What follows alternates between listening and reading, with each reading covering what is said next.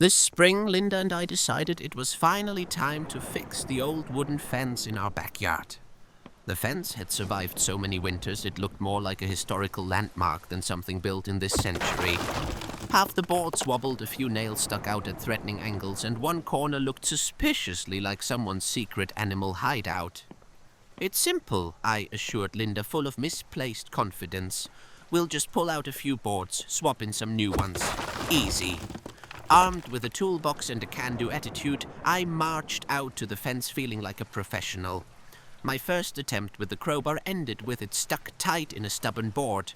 I had to call Linda for backup, and together we pulled and grunted until, with a grand crack, the board and the crowbar flew loose, nearly launching across the neighbor's yard. Linda was doubled over with laughter while I nursed a bruised thigh and our dog watched in awe. The first fallen board left behind a huge hole, which our cat Boris immediately took as an invitation to explore the world beyond the fence.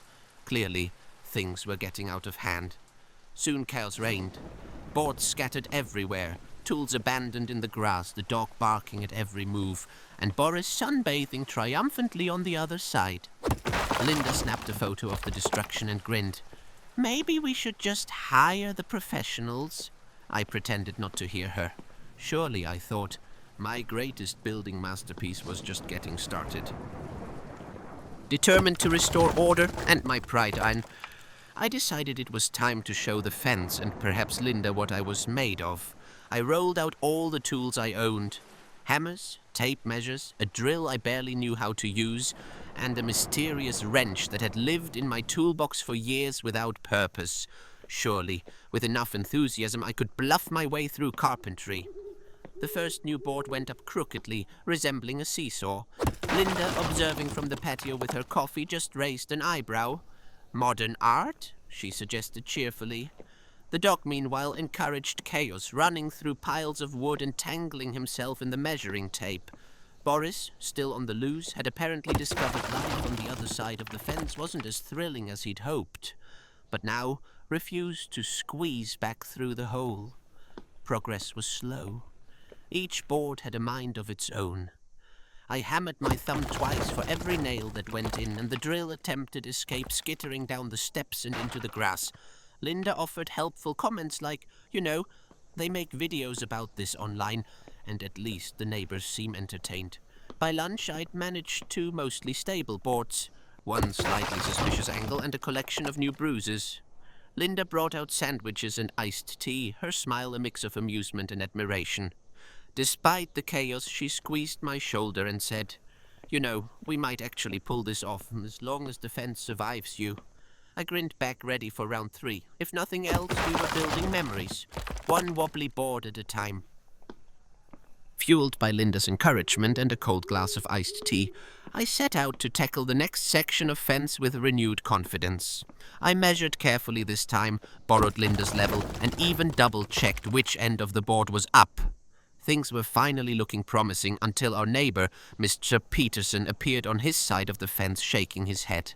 "Building a new fence or making modern art?" he called out, grinning. Before I could answer, he'd hopped over, holding a toolbox that was twice the size of mine and looked a lot more organized. In 5 minutes, Mr. Peterson explained 3 things I was doing wrong, and 1 thing I'd accidentally managed to do right. He showed me how to drive a nail without bending it, how to brace the boards so they actually stayed straight, and even lent me his power screwdriver, which immediately made me look and feel 10 times more competent. While we worked, Linda provided a steady stream of lemonade and encouragement, taking pictures whenever one of us got sawdust in our hair or narrowly avoided dropping a board on our toes. The dog, sensing teamwork, tried to help by barking enthusiastically at every new plank. But just as I was installing the best-looking board yet, Boris the cat decided he'd had enough of outdoor freedom and staged a dramatic reappearance, leaping over the unfinished fence section and directly onto Mr. Peterson's shoulders. Tools, boards, and humans flew in every direction. For a moment it was chaos revised, paws, planks, and people everywhere. When the dust settled, we were all laughing, even Mr. Peterson, despite a new set of claw marks on his shirt. "He said, "this is why real fence builders charge so much." By sunset, we'd managed to fix most of the fence. It was far from perfect and definitely a little less straight than we'd hoped, but it stood strong, just like our spirits. Maybe next time we should help the neighbors, Linda joked, snapping another photo for the album titled Disasters We Survived Together. With the fence mostly standing, if a bit wavy, Linda declared, "Time to make it beautiful." She produced a couple of cans of bright outdoor paint and 2 oversized brushes. Mr. Peterson excused himself, something about paint trauma from 1987, leaving the 3 of us, counting the ever-present dog, to finish the job. Linda had chosen a bold blue. "It'll pop," she promised.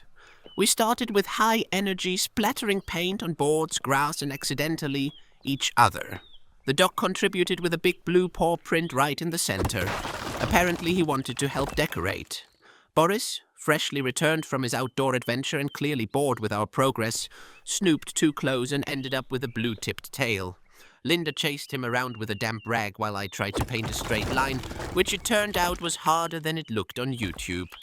Halfway through, the sun shifted and we spotted our uneven handiwork. Some boards were thicker with paint, others sported artistic drips and handprints. Linda examined her masterpiece and laughed. "It's not a fence, it's an abstract mural." She picked up her phone and posted a picture online, hoping it would inspire neighborhood trends instead of complaints. By mid-afternoon, our blue period was in full swing. Passers-by slowed to watch, the dog added more paw prints, and Boris staged an escape, leaving tiny painted footprints all the way to the garden. We pressed on, determined not to give up. Even if perfection was out of reach, at least our fence and our day were bursting with life and color. As the sun began to set, we sat back, streaked with blue and laughing, proud of a fence that might not be flawless, but was unmistakably ours. Next morning, we stepped outside to admire our handiwork in the fresh daylight. The fence gleamed, uneven but sturdy, streaked with blue, and sporting a handful of accidental paw prints, and maybe a blue cattail swipe or 2. Linda hummed with satisfaction while I did my best to ignore the one suspiciously crooked panel, now half hidden by a bush. Soon, word about our masterpiece spread. Neighbors wandered by to inspect the colorful spectacle. Most smiled and nodded approvingly.